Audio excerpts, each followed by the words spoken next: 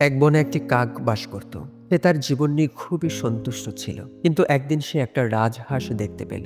নদীর এপার কহে ছাড়িয়া নিঃশ্বাস, ওপারেতে সর্বসুখ আমার বিশ্বাস।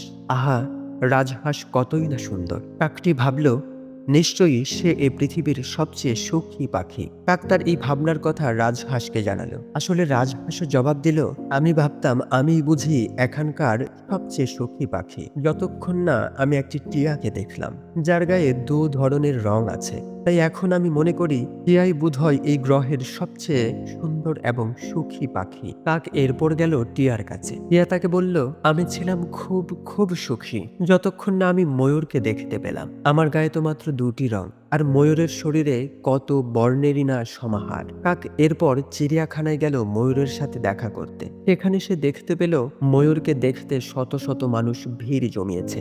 সবাই চলে যাওয়ার পর কাক ময়ূরের কাছে গেল। ও ময়ূর, তুমি দেখতে কতই না সুন্দর। তোমাকে দেখতে প্রতিদিন হাজারো মানুষ ভিড় জমায়, আর আমাকে দেখলেই মানুষ দৌড় দৌড় করে তাড়িয়ে দেয়। তুমি নিশ্চয়ই জগতের সবচেয়ে সুখী পাখি। ময়ূর জবাব দিল, আমিও ভাবতাম আমি বোধহয় এই গ্রহের সবচেয়ে সুন্দর এবং সুখী পাখি, কিন্তু এই সৌন্দর্যের কারণে আমাকে খাঁচায় বন্দী করে রাখা হয়েছে। আমি এই চিড়িয়াখানা খুব ভালোভাবে পর্যবেক্ষণ করেছি এবং বুঝতে পেরেছি কাকই হচ্ছে একমাত্র পাখি যাকে কখনোই খাঁচায় বন্দী করা হয় না। তাই গত কদিন যাবৎ ভাবছি, ইস, আমি যদি কাক হতাম তাহলে যেখানে খুশি ঘুরে বেড়াতে পারতাম।